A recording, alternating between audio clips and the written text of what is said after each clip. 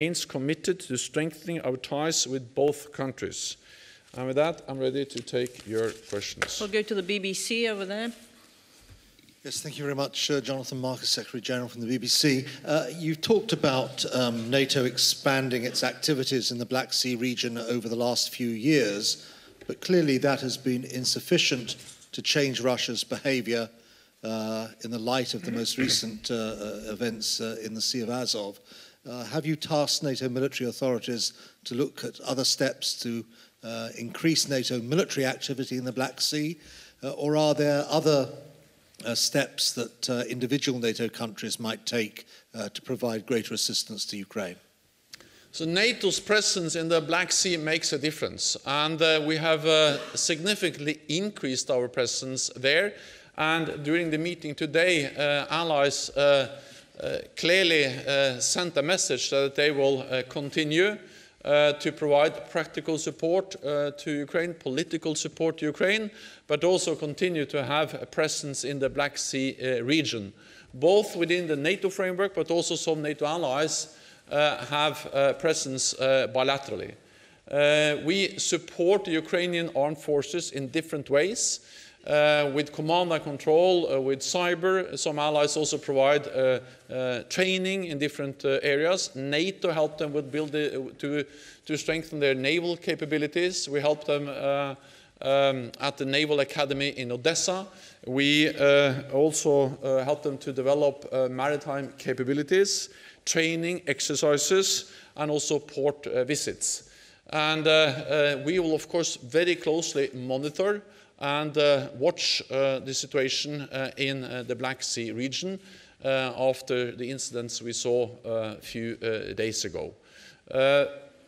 I think also we have to remember and understand that one of the reasons why NATO now is in the process of implementing the biggest reinforcement of our collective defense since the end of the Cold War is actually Russia's aggression against Ukraine.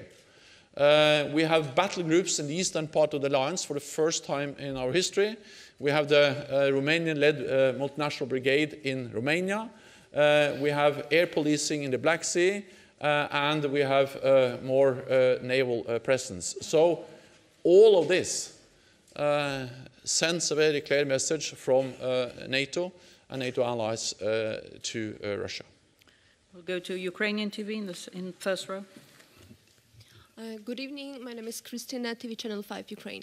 So my question is, what will be the next steps of NATO in the case of further blockade of the Azov Sea by Russia, if it will continue, for example, because as we all understand, it is quite dangerous, it is a threat not just for Ukraine, for Turkey, but for other European countries which suffer from this blockade and all the ships and vessels.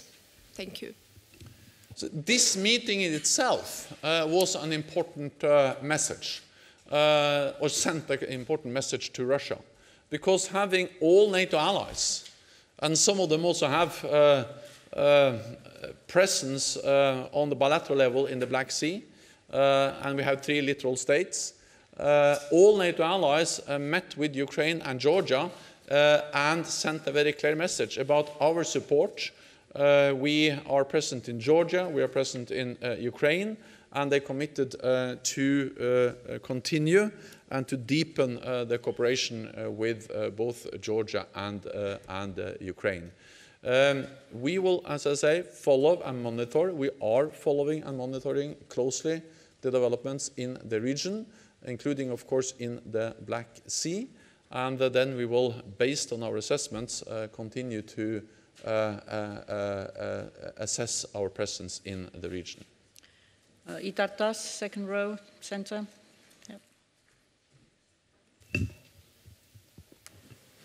Thank you very much, Denis Dubrovin, TASS News Agency.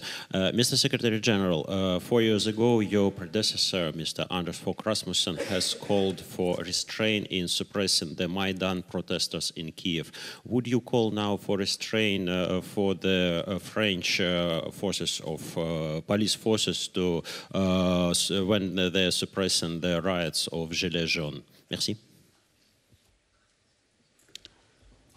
First of all, I think that's no meaning in comparing those two situations.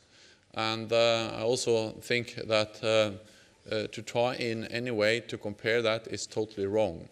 Then the important thing for NATO is that we support the territorial integrity of Ukraine. And we will never accept and recognize the illegal annexation of Crimea, and that Russia continues to destabilize eastern Ukraine. And we have to understand what happened near the Sea of Azov in this context, because first Russia annexed Crimea, then they built a bridge, and then they used the annexation of Crimea and the illegally built bridge to try to take control over the Sea of Azov. So therefore we continue to call on Russia to release the ships, release the naval personnel, but also allow Ukraine access to the Sea of Azov with both commercial ships and military ships. Because that's actually an agreement between Russia and Ukraine, and Russia has to honor that agreement. So any attempt to block, to impede access for Ukrainian ships into the Sea of Azov will be something which is absolutely in violation of the agreement between the two countries, and it's a new example of how Russia is not respecting the territorial integrity of its neighbors. So this is what this case is about. Very last question, Rustavi 2, lady in second row. Georgian TV company Rustavi 2. Secretary General, does the Ukrainian side raise some new initiations about this situation? And second, Hungarian Foreign Affairs Minister, he made a statement that he will raise issue about the membership action plan to Georgia. Do you discuss on this meeting this issue, and which kind of position has other allies? Thank you. So this was one of the topics we addressed in the meeting. I think I will leave it to each individual ally to refer what they actually said in the specific meeting. But in general, I can say that we strongly support Georgia on its path towards NATO membership. And NATO's heads of state and government, they stated as late as in July that Georgia will become a member of the alliance. We continue to provide support to Georgia to implement the necessary reforms.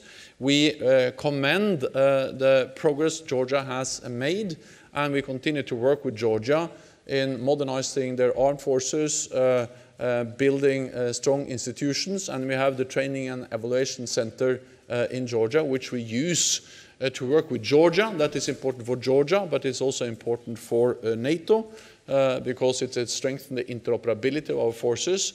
And many allies expressed in the meeting today that they are extremely grateful for the strong contribution of Georgia to different NATO missions and operations. So I think this meeting was a strong message of solidarity between NATO and Georgia, and NATO and Ukraine, and that we stand together.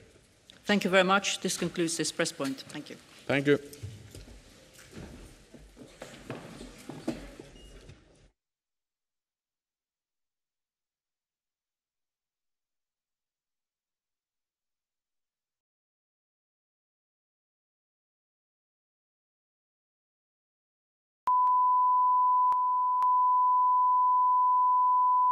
This is the primary audio circuit for the Reuters live service.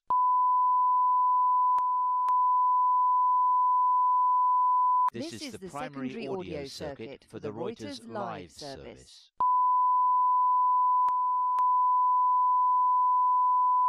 This is the primary audio circuit for the Reuters live service.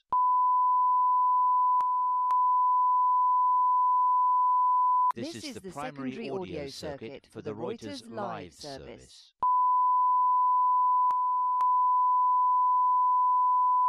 This is the primary audio circuit for the Reuters live service.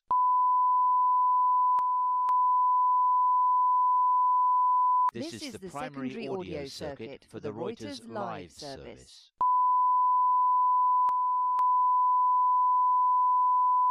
This is the primary audio circuit for the Reuters live service.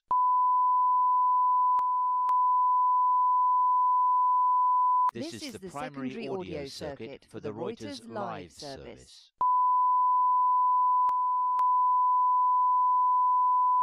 This is the primary audio circuit for the Reuters live service.